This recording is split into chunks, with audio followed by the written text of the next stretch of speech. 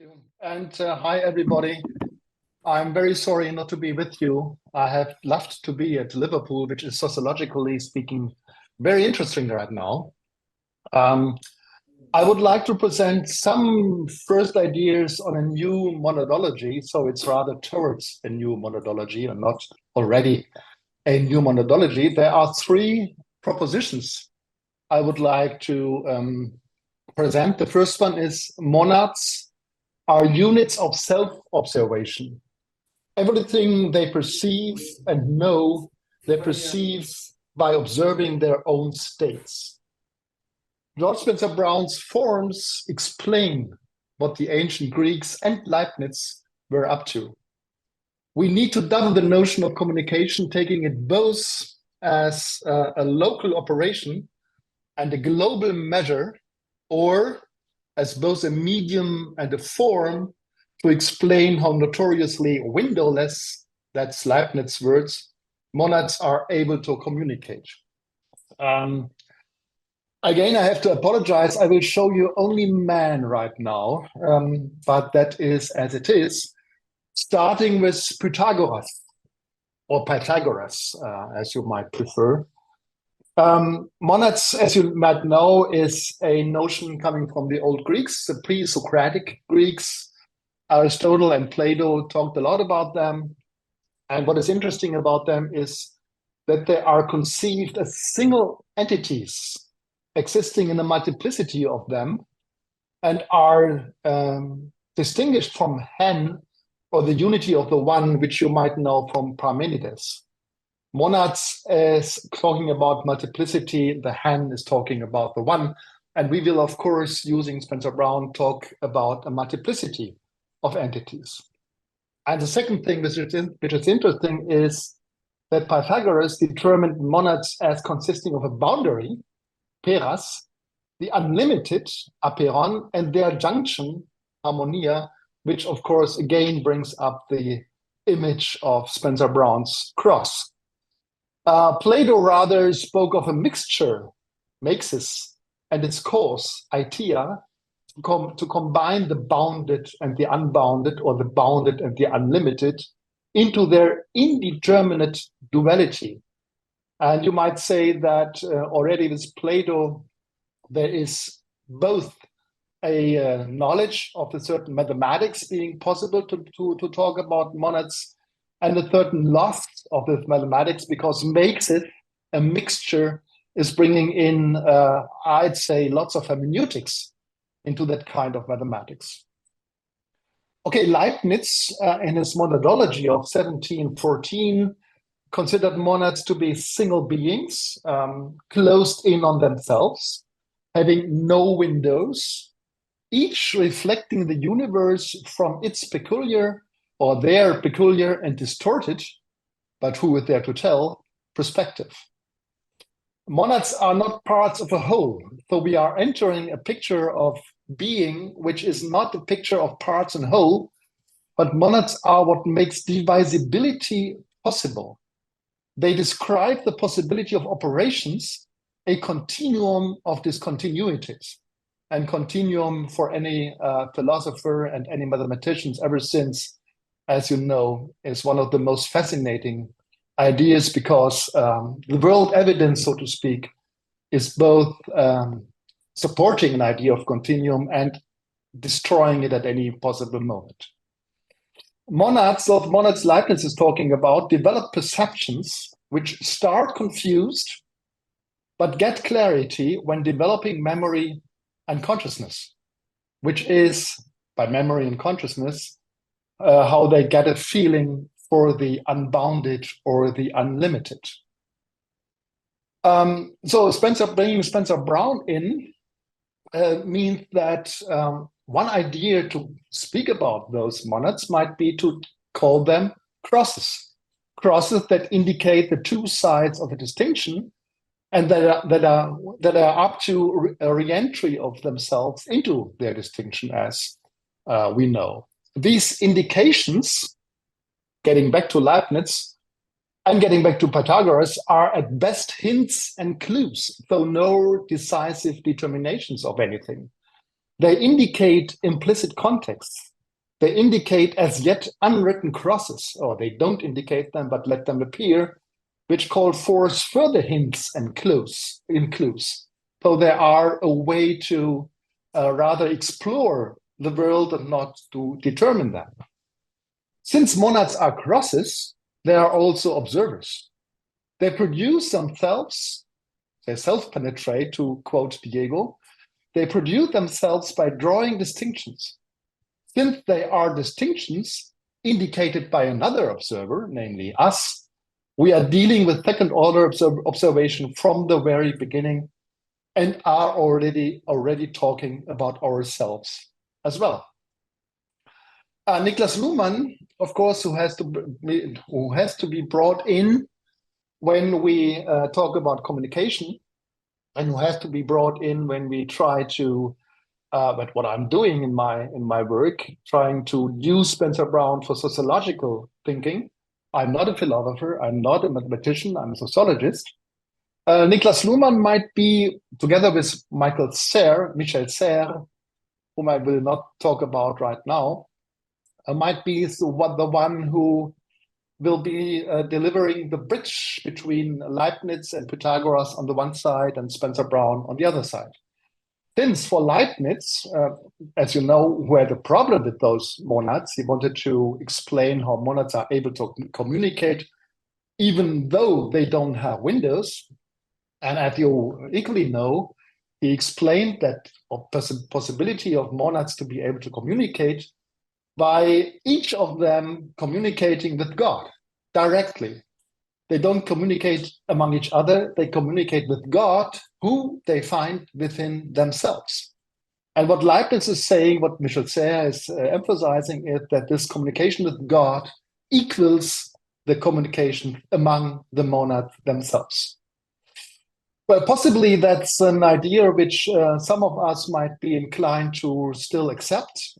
Sociologists won't be inclined to accept them because we should rather search for a solution without God,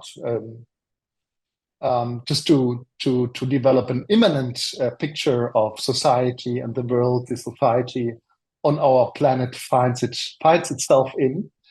So maybe with Luhmann, then one possible idea might be to do without God and to therefore double communication, or better, to do a certain trick in doubling communication, which is an idea which might come from thermodynamics.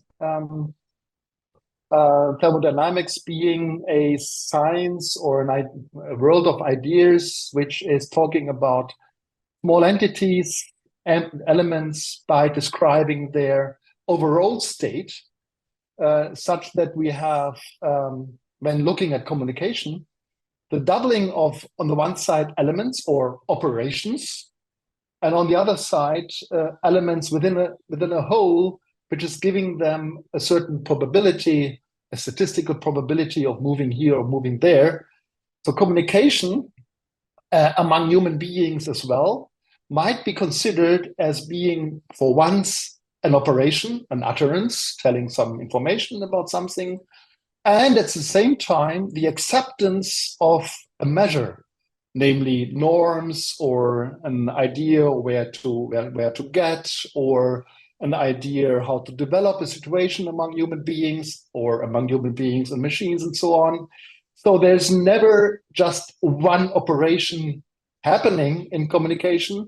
It's always indicated or indexicalized by some global measure of judging the possible continuation of this communication. Gregory Bateson and Jürgen Rusch therefore spoke about communication always being communication and meta-communication at the same time, and that's what I'm buying into with Luhmann as well.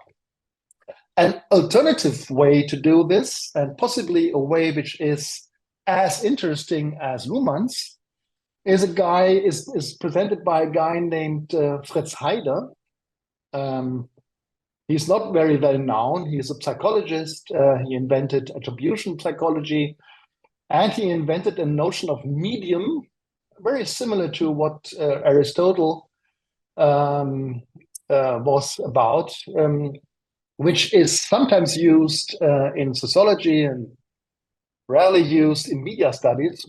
We use it in systems theory because it's very helpful in saying that any kind of communication and other operations as well consist of bringing a certain form or of gaining a certain form, a tight coupling of elements inside and outside, out of a medium of a loose coupling of that very same time of elements.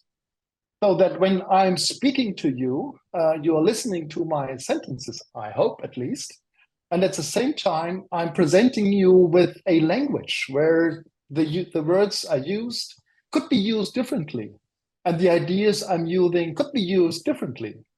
And of course, that's a question of attribution psychology. The question presented to you by me is whether you listen to my sentences as somehow trying to believe them, or are already imagining a world of other possibilities to combine the very same words and to add others, of course, in order to phrase the ideas about monadology I'm presenting to you differently. So any communication, a sociologist say, using Fritz Heider's ideas, would be this double presentation of a sentence and a world of alternative other sentences which are brought into being by me or by myself talking. Yeah, and any other communication, a payment or a love declaration or a political command or what else, are always in society dealt with by looking at the form, the concrete form of something happening, a sentence, an utterance, an information, and a world of possibilities, of alternative possibilities, which are brought up by using, for instance, a love declaration. Yeah, any love declaration you can make to a partner instantly leads to imaginations of a love declarations which would be more serious or nicer or have a little ironical side to it and so on. Yeah, so we can't avoid, that's the thesis, we can't avoid in the society, in our social systems, to communicate both things at the same time, the form and the medium, or the local operation on the one side and the global measure for it, and that's not exactly what medium is talking about, on the other side. And that's why I'm bringing to you this little Spencer Brownian form, which you see here. Any communication might be understood as a form cross within a medium, re-entering both sides of the distinction into the form. What does this mean? It means that we are only talking communication. There's no other way to communicate. And monads might be considered units of self-observation within, no, I cannot read my own slides, sorry, due to some pictures on it. Monads are units of self-observation within the communication of the difference between medium and form. Luhmann, in his book about the society of the society, is proposing even a calculus describing that kind of communication. A calculus which is always comparing medium to form and form to medium, and by this comparing is processing communication, is inventing new forms of communication, is confirming older forms of communication, is coming up with all those social systems and institutions and networks we are actually living with in our sometimes problematic society. Thank you very much. That's it for the time being. Thank you. Q&A. Dirk, that was amazing. That, first of all, I appreciate how that was very, very quick and yet so deep. I was told so. Yeah, and then you covered all the bases on monadology. I have a quick question, if I may, since I don't see any hands. And we have plenty of time for Q&A, so this is terrific. If I may, So what a great exposition of monadology in general. I wonder if you know of Dietrich Manke, 1917, Eine neue Monadologie. He was a student of No, Husserl no. and Cantor. I'm sorry, Husserl and Hilbert at Göttingen at the time, and okay, so that's an interesting little reference there. But I have a more substantive question as well. You say in your presentation that according to Spencer Brown, or you would say according to Spencer Brown, that something like monads would be crosses, and I was wondering if how does it relate as well? How would you interpret the first distinction in particular, that most primordial distinction between the unmarked state and the marked state, all sorts of monads and configurations of forms of monads and so on. Where does that lie? Like, is that first crossing of the first distinction in particular a sort of what Leibniz would call a special monad, which I think for him is like God, or what Patanjali would call a The special absolute. observer, Yeah. a special Purusha, that the Lord is. So I'm curious what you call them crosses. So what about the first distinction in particular? Well, for me, thanks for the question.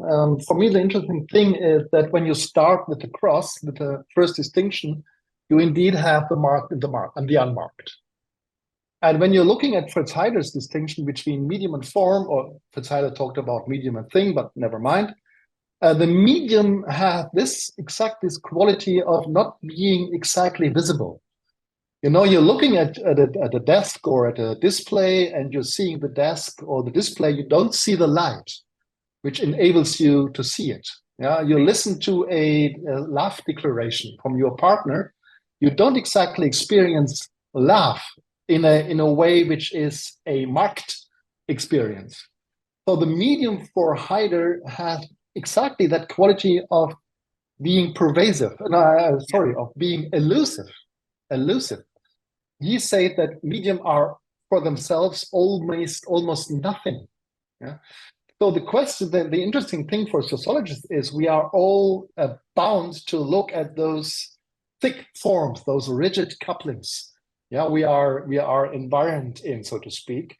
We don't see the medium. We don't see money as such. We see payments. We don't see love as such. We see declarations. We don't see language even. We see sentences.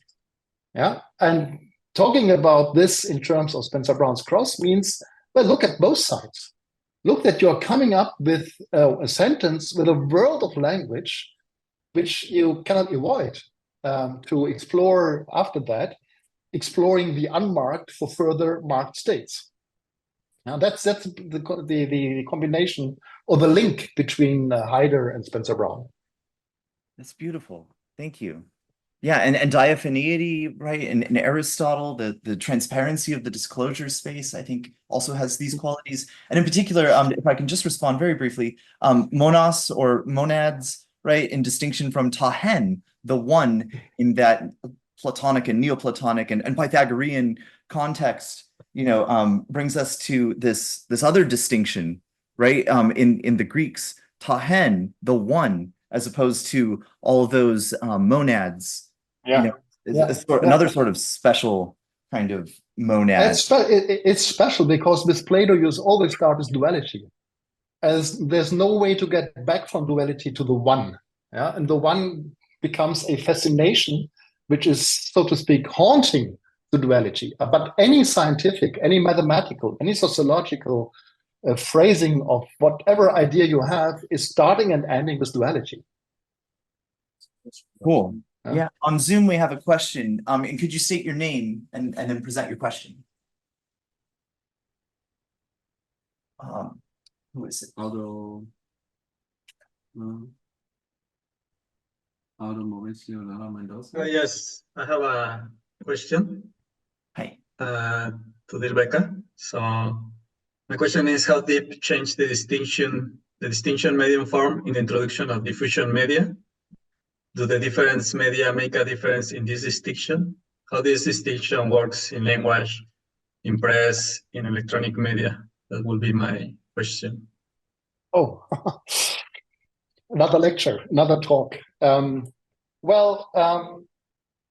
You know that Luhmann is talking about communication among human beings being a self-referential thing in communication, and human beings just participating.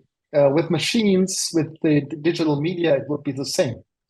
It would be similar to human beings, and it's evident because most of the machines we are dealing with right now, having artificial intelligence, synthetic intelligence of some kind, are as inscrutable, as imprevisible as human beings are. So the question would be, what distinctions are used by digital media, by certain kinds of machine learning, of algorithms, to be able to present us with data, to be able to search human behavior for their data they can use. And we just started, that's my impression. We just started to look at the mathematics within those machine learning models in terms of distinction. The one interesting thing which I learned the last days is that a new development in machine learning consists in bringing feed forward into those machines. And feed forward, there are people among us who know better about that. Feed forward is presenting machines with a certain kind of chaos, with a certain kind of uncertainty, with a certain kind of not knowing what to do next, which is similar, let's say, which is approaching some kind like the reintroduction, the re-entering of the environment to be modeled like a chaos into the system. So if you have human beings, organic psychic systems on one side, social systems on another side, and the machines on the third side, we may have feed-forward systems observing each other and trying to synchronize in a more or less chaotic way. And that's what we're looking at in the world right now. Thank you. Thank you. So we have another question here, Kathleen, right? Right. Hello, here I am. Kathleen Nia. Hello, Fonea. Hi. I have a question. How do you connect your core thesis of monads with the concept of Katyekte? Could you explain it? I think also of the entanglement of matter and meaning in the quantum physics. Would you? I don't, for the moment being. No. I don't have to. I'm not. You know, I'm not Diego. Yeah? I don't have to connect everything with everything, and I'm not able to do that. I'm admiring Diego for that. I have to be very cautious, being a sociologist, in trying to find out which ideas are able to describe anything of value for sociological research when looking at mathematics, or when looking at philosophy, or when looking at other, let's say, resources of doing thinking. And I'm very cautious as well to combine the one idea with the other. I'm almost happy when I'm seeing that Fritz Heider's nothingness medium correlate in a certain way to the unmarked state, and I'm exploring that, and I'm rather busy doing that already. Okay, thank you. Sorry.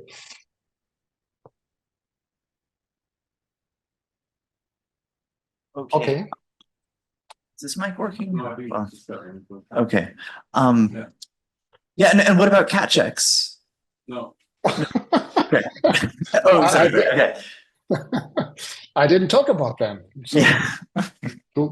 Catchets are combinations of objects and subjects, constituting categorical ways to describe, or categorical ways to structure the self-determining operations of systems of all kinds.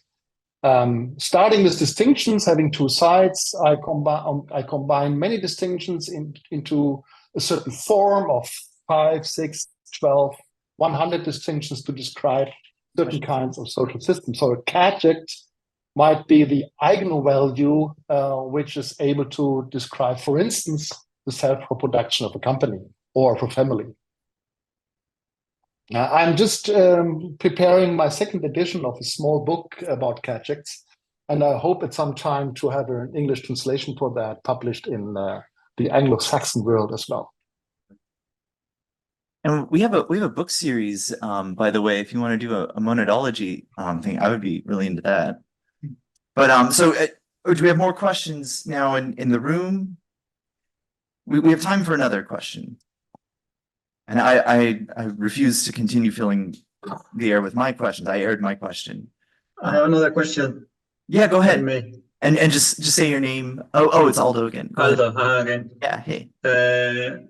So if we cannot observe directly the medium, how we do it methodologically?